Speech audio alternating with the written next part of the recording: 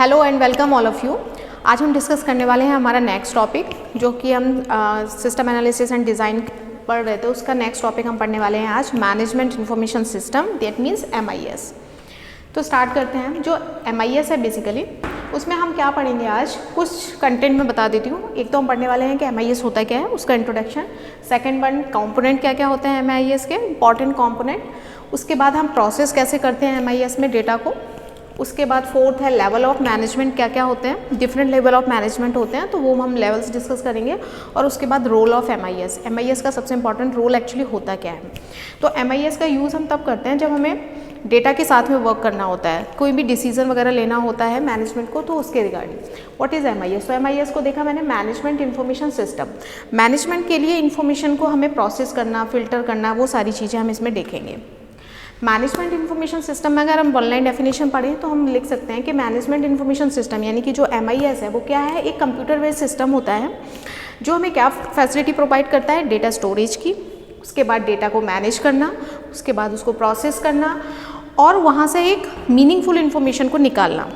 जिस meaningful information को explore करके जो मैनेजमेंट होता है वो कोई डिसीजन ले पाए उस डेटा के बिहाफ पे।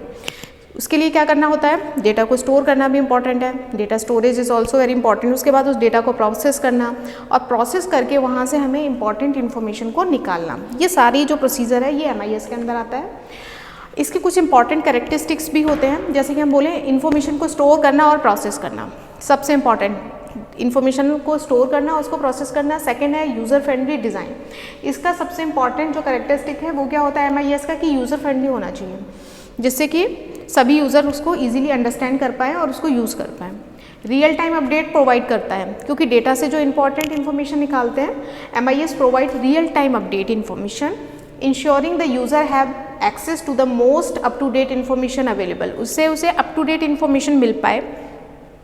This is important in decision making process. जैसे मैंने बताया कि मैनेजमेंट आपके इस प्रोसेस से जो फिल्टर करके आपने मीनिंगफुल इन्फॉर्मेशन निकाली उस डेटा से, वो बहुत ही इंपॉर्टेंट है और उसका यूज़ करके वो अपनी ऑर्गेनाइजेशन के लिए कोई बेटर डिसीजन ले पाएँ उस इंफॉर्मेशन के बिहाफ पे, जो कि इन जनरल क्रिटिकल होता है, लेकिन इस सारी चीज़ों को यूज़ करके वो कुछ इंपॉर्टेंट डिसाइड कर पाएँ ऑर्गेनाइजेशन के लिए। अब कुछ MIS के मैं आपके साथ कंपोनेंट डिस्कस करती हूँ। कंपोनेंट में सबसे पहला है people place a very important role. ठीक है, पीपल्स जो होते हैं वहाँ पे इंडिविजुअल्स होते हैं जो ऑपरेट करते हैं एंटायर सिस्टम को। Second one is data. यहाँ पे डेटा से मतलब है रॉ डेटा से, ये इन्फॉर्मेशन नहीं है अभी, ये रॉ डेटा है, क्योंकि हमारे पास एक किसी भी ऑर्गेनाइजेशन में जो रॉ डेटा होता है वो बहुत सारा होता है। इन्फॉर्मेशन वो होती है जो उसे फिल्टर करके कुछ मीनिंगफुल डेटा हम निकालें। यहाँ पे जो डेटा है वो रॉ डेटा है। Third one is procedure, hardware and programs, ये कुछ बेसिक कंपोनेंट होते हैं। प्रोसीजर मतलब प्रोसीजर यहाँ पे डिफाइन कर रहा है process, how people will operate, उस डेटा को कैसे ऑपरेट करें, वो सारे यहाँ पे प्रोसीजर होते हैं। जैसे कि आपने देखा होगा C प्रोग्रामिंग लैंग्वेज में हम कुछ पहले जो प्रोसीजर ओरिएंटेड लैंग्वेज थी जिसमें प्रोसीजर खुद लिखते थे, तो procedure define how people will operate, उसको कैसे ऑपरेट करेंगे। हार्डवेयर का मतलब यहाँ पे सारा आपका हार्ड डिस्क वगैरह से है, सर्वर्स हैं जो सारे आप डेटा को स्टोर करेंगे, जो बाद में आपको एनालाइज करने के लिए यूज़ करना है, तो उसका स्टोरेज वगैरह ये सारा जो पार्ट होता है, सर्वर को क्रिएट करना, ये सब आपका हार्डवेयर में जाएगा। और programs as usual set of instructions होते हैं जो कि स्टोर करते हैं किसी भी डेटा को स्टोर करने के साथ साथ कुछ इंपॉर्टेंट टास्क परफॉर्म करने के लिए हम प्रोग्राम्स को यूज़ करते हैं। प्रोग्राम इनबिल्ट प्रोग्राम भी होते हैं जिनको हम सिर्फ यूज़ करते हैं और कुछ प्रोग्राम हम लिखते भी हैं, बनाते भी हैं। अब बात करते हैं हम प्रोसेस की, प्रोसेस ऑफ MIS की प्रोसेस कैसे कैसे काम करती है। तो सबसे पहला जो स्टेप होता है MIS की प्रोसेस का वो होता है रिकॉग्नाइजेशन ऑफ प्रॉब्लम्स। सबसे पहले आपकी प्रॉब्लम को आइडेंटिफाई करना और अपॉर्चुनिटी को फाइंड आउट करना क्या है। उसके बिहाफ पे सेकंड स्टेप में क्या करते हैं, हम अपनी प्रॉब्लम को क्या करते हैं, डिफाइन करते हैं। सबसे पहले हमने प्रॉब्लम को रिकॉग्नाइज़ किया कि भाई हमारे ऑर्गेनाइजेशन में ये प्रॉब्लम आ रही है। प्रॉब्लम को जब हमने रिकॉग्नाइज़ कर दिया तो अब हमने उस प्रॉब्लम को एक पर्टिकुलरली लेवल पे जाके डिफाइन कर दिया कि ये प्रॉब्लम हम फेस कर रहे हैं। उस प्रॉब्लम के बाद हम क्या करते हैं, कुछ ऑल्टरनेट डेवलप करते हैं एक्शंस कि जिससे वो प्रॉब्लम को हम रिजॉल्व करने की डायरेक्शन में काम कर सके। स्टेप 4 में हम लेते हैं कुछ डिसीजन कि ये डिसीजन लेते हैं तो शायद ये प्रॉब्लम को हम ईजिली रिजॉल्व कर पाएँ। और जब वो सक्सेस हमें वहाँ पे अचीव हो जाती है तब हम क्या करते हैं, उसको स्टेप 5 में हम क्या करते हैं, उस प्लान को इम्प्लीमेंट कर देते हैं। या अभी हमने डिसीजन लिया था और अगर सक्सेसफुल हो गया तो हम उसे इम्प्लीमेंट कर देंगे उस प्लान को। और लास्ट स्टेप होती है कंट्रोल परफॉर्मेंस अगेंस्ट प्लान। अब हमें उस प्लान के अगेंस्ट क्या बोलते हैं, परफॉर्मेंस वगैरह को भी ध्यान में रखना पड़ेगा कि अगर ये प्लान प्रॉपर वर्कआउट नहीं करा तो किस तरीके से काम होगा। नेक्स्ट हम डिस्कस करने वाले लेवल ऑफ मैनेजमेंट, जो हमने स्टार्टिंग में पढ़ा था। तो मैनेजमेंट के बेसिकली कुछ लेवल होते हैं। सबसे लोअर लेवल होता है हमारा ऑपरेशन लेवल, यहाँ से स्टार्ट करते हैं। सेकंड होता है हमारा मिडिल मैनेजमेंट लेवल और ऊपर होता है हमारा टॉप मैनेजमेंट। तो यहाँ पे क्या होता है, जो ऑपरेशनल इन्फॉर्मेशन रहती है वो ऑपरेशनल लेवल पे रहती है, जो टेक्निकल इन्फॉर्मेशन होती है वो मिडिल लेवल पे रहती है, और सारी जो स्ट्रेटेजी होती है या लॉन्ग टर्म में क्या प्लान करना है, ऑर्गेनाइजेशन को किस तरीके से चलाना है, वो सारा जो होता है वो टॉप मैनेजमेंट के पास सारी इन्फॉर्मेशन रहती है। तो ये इस तरीके से हमने उसको लेवल्स में कैटेगराइज कर दिया। सबसे पहले ऑपरेशनल, फिर middle and top.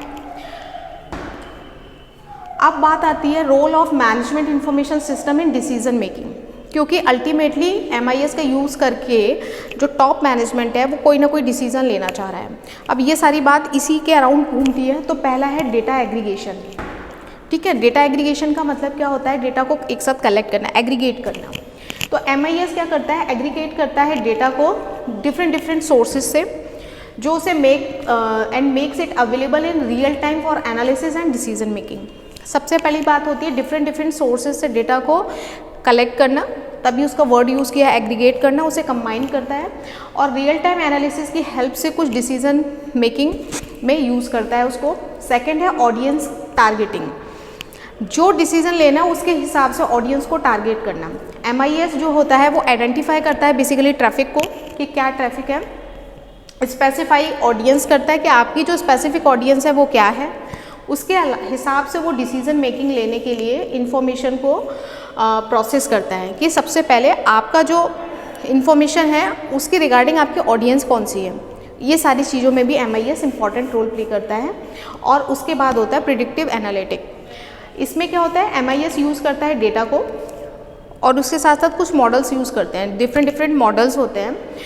Statistical model हम जिसे बोलते हैं, वो क्या करते हैं, एनालाइज करते हैं ट्रेंड में क्या चल रहा है, उसके अलावा प्रिडिक्ट करते हैं फ्यूचर का आउटकम क्या हो सकता है उस डेटा और डेटा मॉडल के बिहाफ पे एनालिसिस करके, और उसके हिसाब से कुछ इन्फॉर्मेशन डिसीजन लेने के लिए वो प्रोवाइड करते हैं कि फ्यूचर में ऐसा कुछ हो सकता है। करंट पैटर्न को देखते हुए वो प्रिडिक्ट करते हैं। तो MIS में ये सारी चीज़ें भी होती हैं कि एनालिसिस टास्क बहुत ज़्यादा होता है, और वो एनालिसिस करने के लिए आपके पास एप्रोप्रिएट डेटा होना चाहिए, प्रीवियस डेटा भी होना चाहिए जिसके बिहाफ पे आप डिसीजन ले पाएँ, प्लस फ्यूचर में किस तरीके का प्रेडिक्शन होने वाला है, क्या हो सकता है, वो सारा डेटा पैटर्न को देखते हुए कुछ डेटा को निकाल पाएँ जिसके बिहाफ से मेरी ऑर्गेनाइजेशन में क्या प्रॉब्लम है उसको ओवरकम करके वो इम्पॉर्टेंट डिसीजन ले पाएँ।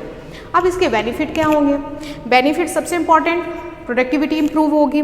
जहाँ जहाँ हम लैग कर रहे थे वहाँ हमने उन चीज़ों को आइडेंटिफाई किया और उसके बाद हमने उसके बिहाफ पे डिसीजन लिए, तो जिससे क्या होगी, प्रोडक्टिविटी किसी भी ऑर्गेनाइजेशन की इम्प्रूव होती है। सेकेंड होता है एक्सेसिबिलिटी बढ़ जाती है हमारी। MIS can be access from anywhere via the internet allowing employees to work remotely with ease. ये भी फैसिलिटी प्रोवाइड करता है कि एम्प्लॉय कहीं भी रिमोटली वर्क कर सकते हैं बहुत ईजिली, और डेटा को हम कहीं भी एक्सेस कर सकते हैं। तो आपकी क्या बढ़ी, आपकी प्रोडक्टिविटी तो बढ़ी, उसके साथ साथ आपकी एक्सेसिबिलिटी भी बढ़ गई कि आप ऑनलाइन प्लेटफॉर्म से कहीं से भी ईजिली एक्सेस कर सकते हो डेटा को। उसके साथ साथ डेटा के इनसाइट भी बढ़ जाते हैं। MIS क्या अलाउ करता है, MIS बेसिकली अलाउ करता है more accurate and comprehensive analysis of data, जो कि प्रोवाइड करते हैं हमें insight that can be from planning and decision making. आपको इंसाइट प्रोवाइड करता है, सबसे इम्पॉर्टेंट। इसके अलावा आते हैं हम कुछ चैलेंजेस फेस करने पड़ते हैं जब हम इसको मेंटेन करते हैं। तो पहला चैलेंज है कॉस्ट का। डेफिनेटली ये सारी चीज़ों को मैनेज करने के लिए आपको कॉस्ट चाहिए। डिफरेंट आप मॉडल्स यूज़ कर रहे हो, हार्डवेयर यूज़ कर रहे हो, सॉफ्टवेयर यूज़ कर रहे हो, बहुत सारे पेड टूल्स हमें यूज़ करना पड़ता है। तो कहीं ना कहीं कॉस्ट जो है वो एक चैलेंजिंग फैक्टर है। उसके अलावा डेटा को इंटीग्रेट करना भी एक चैलेंजिंग टास्क है कि जितना डेटा का वॉल्यूम बढ़ता जाएगा, डिफरेंट सोर्सेज से हम जो डेटा को इम्बेड कर रहे हैं, तो डेटा इंटीग्रेशन का टास्क भी काफ़ी मुश्किल है, थोड़ा सा चैलेंजिंग फेस होगा।